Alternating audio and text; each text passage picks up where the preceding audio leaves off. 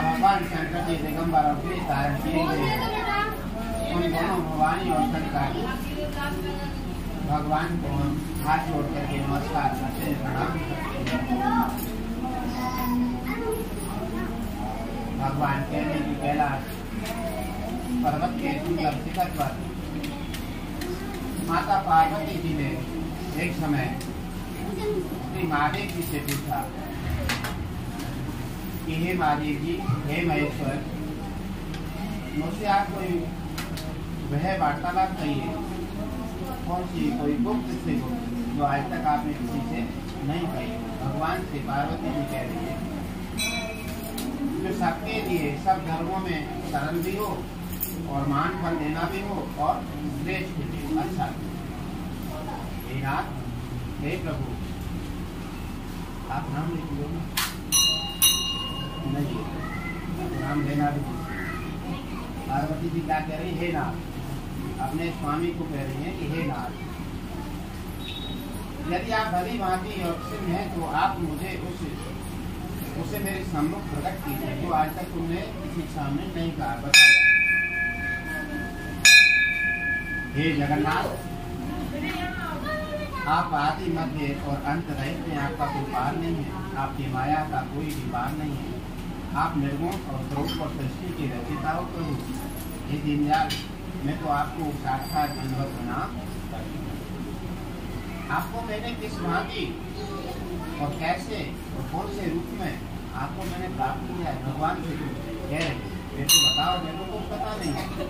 मैंने कौन सा व्रत किया था, कौन सा तप किया था, मैंने कौन सा दान किया था, मुझको आप इस रूप में ऐसे जो मिले वर के रूप, ऐसा मैंने कौन सा पुण्य किया था जो आप मेरे को इतने बड़े स्वरूप में मिल गए। भगवान भोलेनाथ जी कहते हैं कि हे देवी, पार्वती कह रहे कि हे देवी, सुन, मैं तेरे सन्मुख में आपके सन्मुख में आपके सामने प्रकट करता हूँ उस व्रत को कहता हूँ जो परम गुप्त है, आज तक किसी को नहीं कहा। जैसे तारागणों में चंद्रमा है, तारा निकलते हैं उसमें चंद्रमा है, और जो ग्रह जो है उनमें सूर्य है। सबसे बड़ा कौन अच्छा है? सूर्य। फिर कह रहे वर्ण, 4 वर्ण होते हैं और चारों वर्णों में कौन अच्छा है? चारों वर्णों में कौन अच्छा है? 4 वर्ण होते हैं उसमें ब्राह्मण। फिर कह रहे देवता, हमारे 33 करोड़ देवी देवता है, उनमें सबसे अच्छा सबसे बड़ा कौन है? गंगा। पुराण जो है देखो, शिव पुराण है, गरुड़ पुराण है और भी पुराण है, उनमें से कौन सी पुराण अच्छी है, कौन सी बड़ी है, कौन सी है? उसमें कह रहे महाभारत सबसे। वेदों में, हमारे शास्त्र में, हमारे ग्रंथ में वेद में 4, इन चारों वेदों में कौन सा अच्छा है? काम से और इंद्रियों। इंद्रिय का मतलब सभी के सभी का इंद्रिय का मतलब शरीर होता है। आप सब बैठे, हमें इस शरीर के अंदर कौन सी चीज अच्छी है? मन अच्छा है। जब मन अच्छा होगा तभी तो कोई काम करोगे। मन ही ठीक नहीं होगा, मन ही अच्छा नहीं होगा, कैसे करेंगे? तो उसमें मन श्रेष्ठ है, मन अच्छा। तो भगवान कह रहे हैं वैसे ही पुराण और वेद सब में इसका वर्णन आया है। किसका आया है? इस कथा का आया है, हड़ताल का तीर्थ का आया है। यदि पार्वती जी इतनी प्रतिज्ञा, इतनी मतलब तपस्या नहीं करती तो कोई वर्णन नहीं आता। जिसके प्रभाव से तुमको मेरा आसन आधा प्राप्त हुआ है। इसको पार्वती हे प्रिय, हे पार्वती। पार्वती जी कह रहे हैं प्रिय, उसी का मैं तुमसे वर्णन करता हूँ, सुनो। भाद्रपद यानी भादो मास के शुक्ल पक्ष की हस्त नक्षत्र संयुक्त तृतीया तीज के दिन इस व्रत का अनुष्ठान मात्र करने से सब पापों का नष्ट हो जाता, नाश हो जाता था। जो भी किए अच्छे बुरे जैसे भी गलती से हो भी जाते, सबका नष्ट हो जाता। तुमने पहले हिमालय पर्वत पर जाकर के इस महान व्रत को किया। हिमालय जो मैं तुम्हें इसको सुनाता हूँ। पार्वती जी बोली कि हे प्रभु, हे स्वामी, इस व्रत को मैंने किस लिए किया था? भगवान से तुम्हें, आप तो मेरे को बता रहे हैं, लेकिन मैंने इसको किस लिए किया था, ये मुझे सुनने की इच्छा है, तो कृपया करके मुझे आप बताइए। भगवान कह रहे हैं कि आर्यभट्ट में हिमालय नामक एक महान पर्वत, बहुत बड़ा पहाड़ है, पर्वत, जहाँ अनेक प्रकार की भूमि और अनेक प्रकार के वृक्षों से सुशोभित। पूरा उत्तराखंड है, देखा है, हिमालय है, उधर को हिमालय, हिमालय जहाँ बर्फ पड़ती है वो हिमालय है। अनेक प्रकार के वृक्षों से सुशोभित है। यदि हिमालय पे वृक्ष ना हो तो हिमालय बहुत बुरा लगे। वृक्षों से ही तो लगता है, लता पताओं से ही तो लगता है अच्छा। हरा भरा रहेगा तो अच्छा लगेगा, सूखा रहेगा कैसा लगेगा, अच्छा नहीं लगेगा। जो सदैव फिर वो बर्फ से ढका हुआ है। ये कह रहे हैं गंगा ढके हुए, गंगा की जो करतल ध्वनि है, जब पानी ऊपर से आता है, गंगा जी जब निकलती है पहाड़ से और जब नीचे आती है तो उसकी ध्वनि आती है, जब पानी निकलता है कल करके ध्वनि के समान शब्द मान रहता है। पार्वती जी, हे प्रिय, तुमने बाल्यकाल में उसी स्थान का स्मरण तप किया था और 12 वर्ष तक के महीने में जल में रह करके तुमने वैशाख मास में अग्नि में प्रवेश करके तप किया था। फिर कह रहे श्रावण के महीने में तुमने बाहर खुले, बाहर खुले का मतलब कोई पेड़ नहीं है, कोई पौधा नहीं है, कोई छत नहीं है, मतलब खुले में तुमने निवास करो, अन्य त्याग करके तप कर दिया।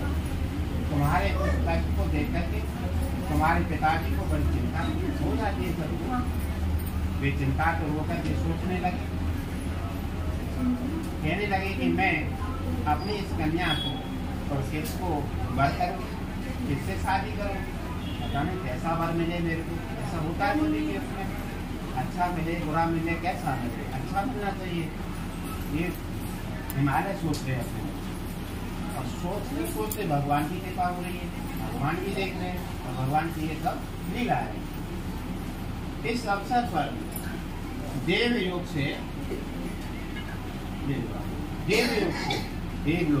और आगे नारद जी आए। उसी अवसर पर ब्रह्मा जी के पुत्र नारद जी आ गए, आगमन हो गया।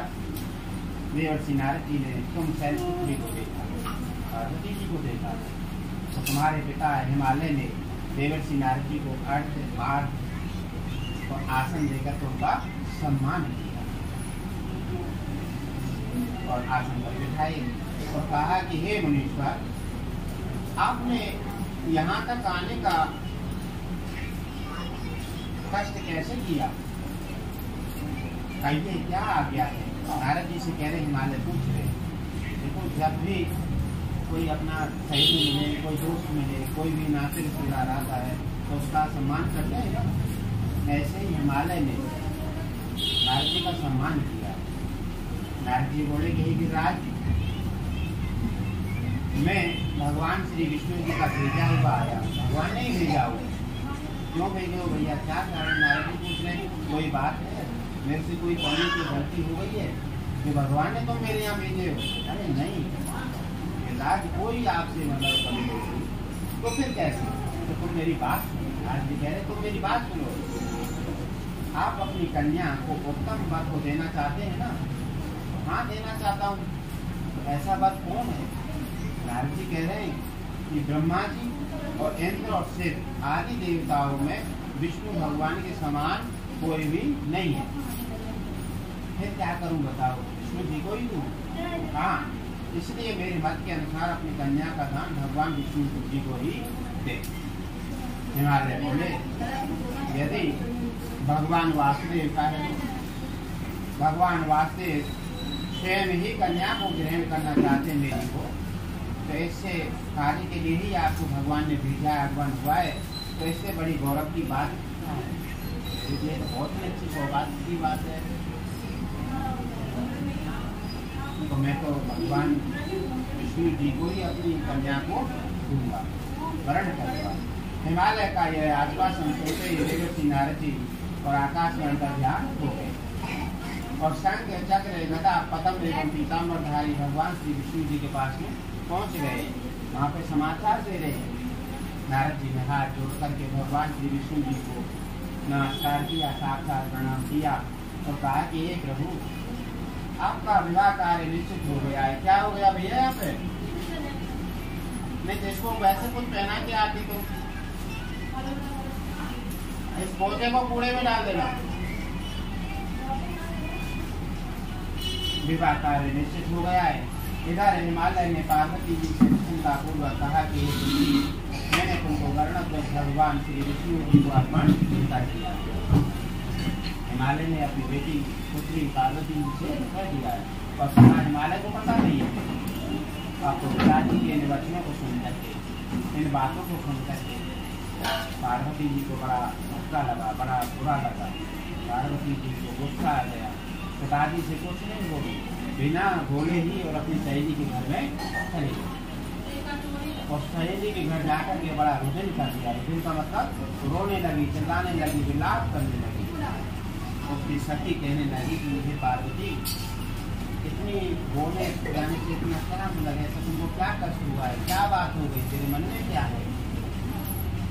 तब पार्वती जी ने कहा, भाई हम सहेली कह रही हम आपकी इच्छा को पूरी करेंगे, कोई हम आपकी दुख को दूर करेंगे, हमको बताओ तो सही, ऐसी कौन सी बात हुई है, ऐसी कौन सी अभिलाषा है?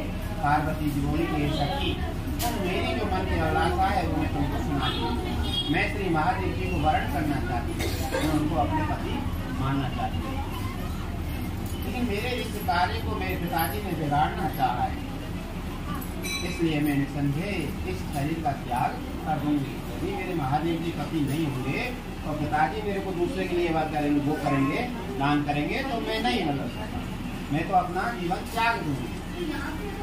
पार्वती जी के वचनों को सुनकर के सखी ने कहा कि देवी, जिस वन को तुम्हारे पिताजी ने ना देखा हो, जंगल, वन माने जंगल, ना देखा हो, तुम वहां ही चली जाओ। तब ही देवी पार्वती तुम अपनी सती के साथ में यह वचन सुनकर के ऐसे ही वन में चली गई। अब तो पिता हिमालय ने तुमको घर पर ना देख करके, ना पा करके सोचा कि मेरी पुत्री को कोई देव, दानव अथवा किन्नर हरण करके ले गया है। तो जैसे सुनाए समाचार वैसे पार्वती चली गई। अब देखा है पार्वती को तो घर में नहीं है, तो उसके तो हिमालय के तो होश उड़ गए। मैंने तो कह रहे हैं, मैंने तो नारद जी को, हिमालय कह रहे मैंने तो नारद जी को वचन दिया है, अब मैं कैसे करूं? मैं अपनी पुत्री का वर्णध्वज भगवान के साथ में ही वर्ण करूंगा, ऐसे मैंने वचन दे दिया नारद जी को, क्या करूं? हाँ, अब यह कैसे मेरा वचन जो पूरा होगा? ऐसा सोच करके मैं चिंता को रो करके कर दिया। इतने में ही तुम्हारे पिता हिमवान ढूंढते ढूंढते उसी घने वन में आ गए, कहाँ पर? जहाँ पर पार्वती जी और उसकी सहेली, लेकिन उनको गुफा में नहीं देखा। उन्होंने कहाँ देखा? उस समय उन्होंने नदी के तट पर दो कन्याओं को देखा। कब देखा? जब पार्वती जी और उसकी सहेली, कन्या जो की सहेली थी, वो दोनों जा रही थी नदी में, क्या करने? विसर्जन करने। तो तभी उनके पिता ने देखा, तो तुम्हारे पास आ गए, हिमवान पहुंच गए, पार्वती के पिताजी पहुंच गए और तुम्हें हृदय से लगा करके रोने लगे। बेटी बहुत समय में मिली है, बड़े परेशान थे, बड़े दुखी थे, तो बेटी मिल गई, भले से लगाने लगे, रोने लगे और बोले, बेटी तुम तो इस घने घने मतलब जंगल में, व्याघ्र में, विष, बंदर, भालू, शेर इत्यादि इतने मतलब जंगल में आप आई हो, इसमें इतने इतने बड़े बड़े जानवर रहते हैं और ऐसे घने जंगल में तुमको डर नहीं लगा? कैसे चली आई, क्यों आ गई? पार्वती जी तो कह रहे हैं, हमारे पूछ रहे। तब पार्वती जी कह रही है, ये पिताजी, मैंने पहले ही अपना शरीर भगवान शंकर जी को समर्पित कर दिया, और आपने मेरे को गरुड़ाध्वज भगवान को दान कर दिया, संकल्प ले लिया, तो बताओ मैं क्या करूं? मेरे तो इस विपरीत, इस कार्य के विपरीत आपने किया, तो मैं तो यहाँ पे चली आई, मेरी इच्छा के विरुद्ध कार्य किया। तब वे तुम्हें लेकर के चल बेटी, मैं तो आपके ही विरुद्ध ऐसा कार्य नहीं करूंगा, आपकी जिसमें सहमति होगी, आपकी जो इच्छा होगी मैं वही करूंगा, और मेरे आप साथ में घर चलो। पार्वती जी को अपने साथ में घर ले आए, उसकी सहेली को पार्वती, और घर ला करके भगवान शंकर जी के साथ में उसका विवाह कर दिया। तो उसी के ही कारण भगवान कह रहे हैं, उसी के युग से मैं आपको पति के रूप में प्राप्त हुआ। इस व्रतराज को मैंने अभी तक किसी के सामने नहीं कहा है, बस आपके सामने ही कहा है। हे देवी, अब मैं तुम्हें यह भी बताता हूँ कि इस व्रत का नाम क्यों पड़ा। तुमको सती हरण करके ले गई थी ना, तो इसीलिए इसका नाम हड़ताल का नाम है। पार्वती जी बोले कि स्वामी, हे भोलेनाथ, आपने व्रतराज का नाम तो बता दिया, किंतु मुझे इसकी विधि भी तो बताओ, मेरे को फल भी बताओ, इसके करने से किस फल की प्राप्ति होती है। तो भगवान कह रहे, शंकर जी बोले कि इस व्रत को स्त्री जाति के अत्युत्तम व्रत की विधि सुनिए। सौभाग्य की इच्छा रखने वाली स्त्रियां इस विधि पूर्वक करें, और केले के खम्भों से मंडप बनाकर के उसे बंधन वारों से सुशोभित करें, उसमें विविध रंगों के उत्तम रेशमी वस्त्र एवं चांदनी ऊपर से तान दें, चंदन आदि सुगंधित और द्रव्यों का लेपन करके स्त्रियां इकट्ठी हो, शंख भेरी मृदंग आदि बजावे, विधि पूर्वक मंगलाचार करके श्री गौरी और पार्वती जी की बालू की निर्मित यानी बालू की मिट्टी से प्रतिमा यानी मूर्ति बनावे, और फिर उसको उस मंडप में स्थापित करें। फिर भगवान शिव और पार्वती जी की गंध धूप पुष्प आदि से विधि पूर्वक पूजन करें, अनेकों नैवेद्यों का भोग लगावे और रात्रि को जागरण करें। नारियल, सुपारी, ज्वारी, नींबू, लौंग, अनार, नारंगी आदि ऋतु फलों का फूलों को एकत्रित करके और आदि ऋतु फलों का भोग लगावे, और लगा करके फिर कहें कि हे कल्याण स्वरूप,